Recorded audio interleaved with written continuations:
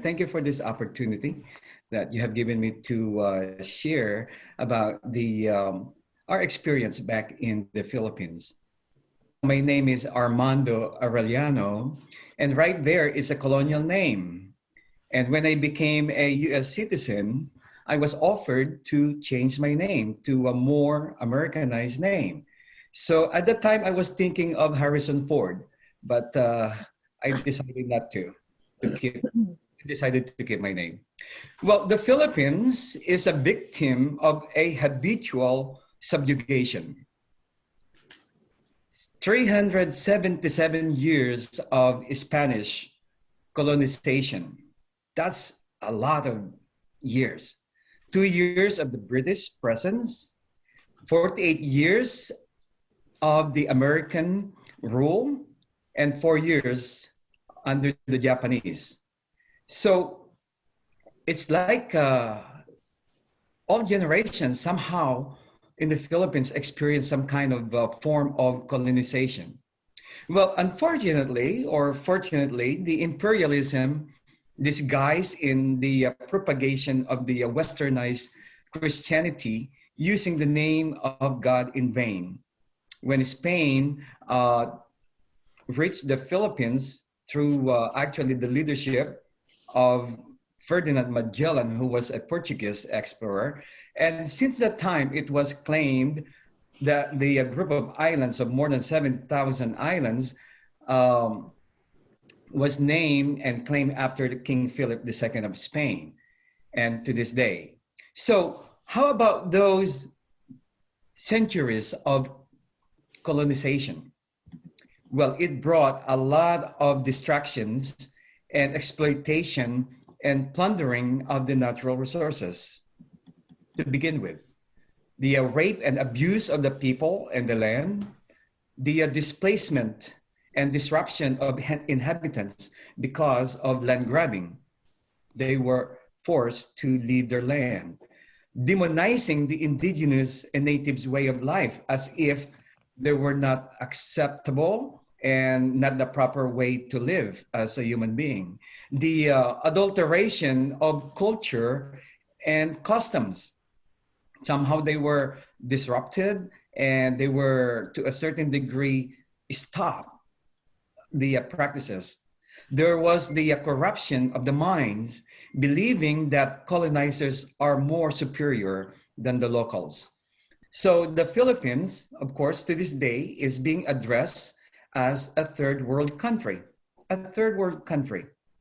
Well, because of being a colonized nation, not in line with the Western countries and the socialist republic at the time. But to this day, it is offending, it is offensive, degrading, and subhuman to address a nation to this day as a third world nation.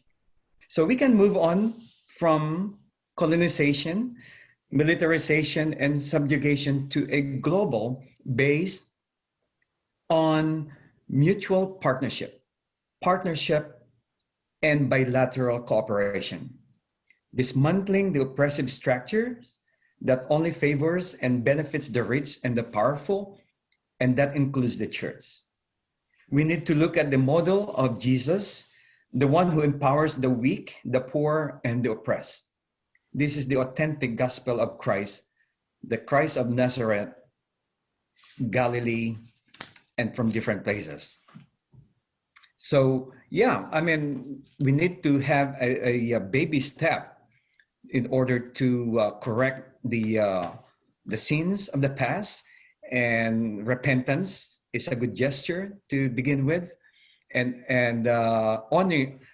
accepting and taking ownership of the abuses that colonizers had inflicted to the inhabitants or occupied communities.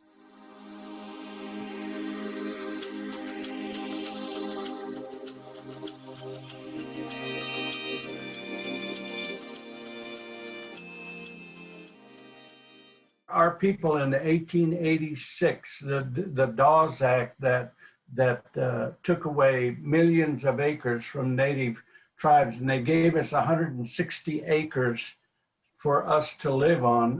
And when we were being enrolled for the Dawes Act to get the land, they were giving out Caucasian names. My great-grandfather's name was Ijo Imathali, which Ijo means deer in the Creek tribe, and Imathali meant a leader. And so they gave him the name of Thomas Riley. And he objected vehemently, so they asked him what his Indian name meant, and he told them a leader of the Deer Clan, actually, and so they gave him the name Thomas Deer. Otherwise, I would be coming to you today as Alvin Riley, and I'm thankful that my great-grandfather wanted to keep our tribal name. I'm an enrolled member of the Kiowa tribe of Oklahoma. I was raised by my Creek grandmother. Our tribal name for ourselves is Muscogee. We're originally from Alabama and Georgia, and we came over on the Trail of Tears, where over 1/4 of our people died along the way. I'm wearing this Native American ribbon shirt, not to show my Native Americanness, but to show the effects of colonization. The ribbon shirt came from when our people were put in prisons back in the 1800s, and they were given prison clothing, and the Native American men did not want to wear that, so they literally, nowadays we have cuffs and collars, but they tore the collars off and tore the cuffs off and made ribbons out of them and turned their prison shirt into something more like our traditional way of dressing. So that's why I wear this Native ribbon shirt, not again, just to show the effects of colonization.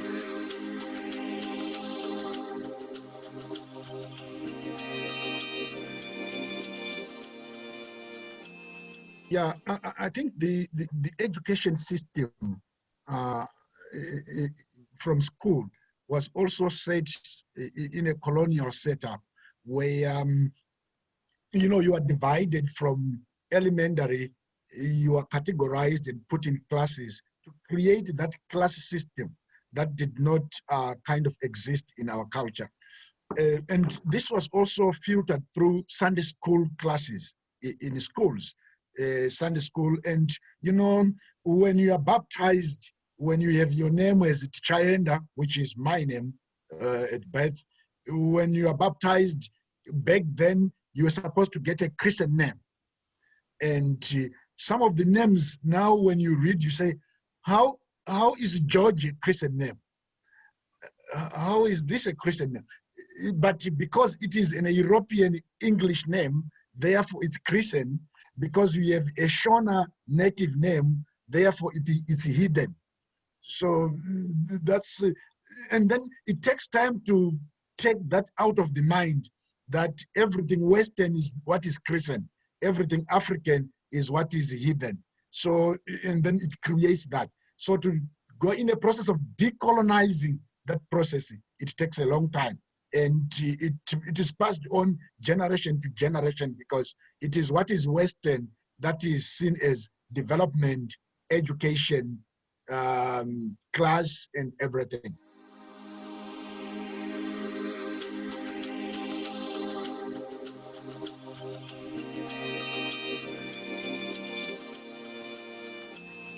One theme that has been ubiquitous in Palestinian poetry, literature, and scholarship is the figure of the present absentee, al-hadir al-ghayib. And usually we think of this category in relation to 1948 when Israel put out some security regulations having to do with the land, which essentially legislated the Palestinian as present on the land, but absent in the law. That is, in 1948, 750,000 Palestinians become refugees. 150,000 Palestinians remain in what then became called Israel. How do we deal with these Palestinians? They came to be under the category of the present absent.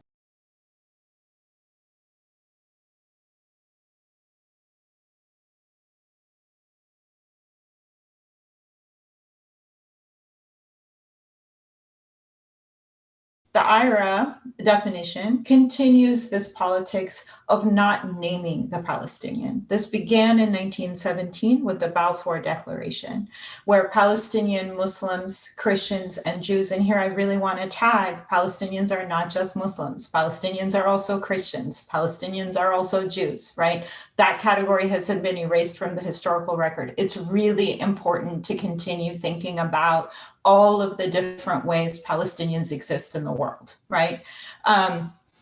In 1917, when the Balfour Declaration expresses its support for the Jewish national home, it names the Palestinian Muslims and Christians that live in Palestine at the time as non-Jews. They are defined by what they are not. Okay, Palestinian Jews in this period are about 5% of the overall population. So we are the subject and the target of the IRA definition, but we are not named.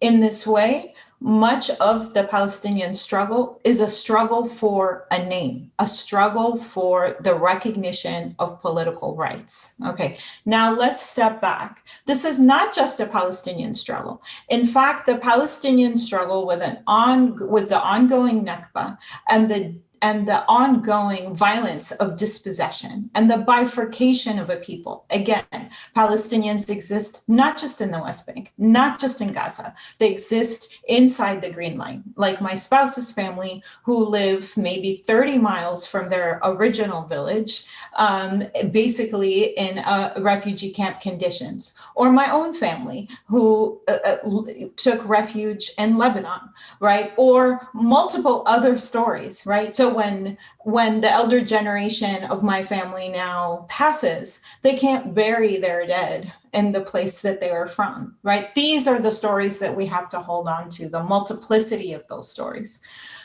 At the same time that we understand that we are at a historical precipice in this moment where racialization, anti-Semitism, Islamophobia, anti-Blackness is everywhere. And we have to make a decision. Do we insist on the exceptionality of each of our struggles, or do we come together to fight for a different kind of future? The time is now to make that decision. And anybody who stands behind a legislation that basically criminalizes a critique of a state will not be an ally in that struggle. The rest of us are in alliance. Join us.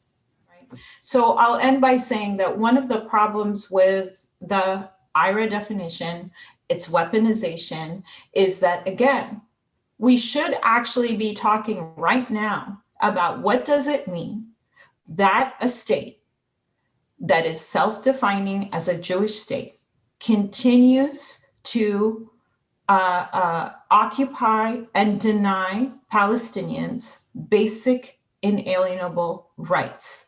That is the pressing question of the day. This is the question that we have to answer.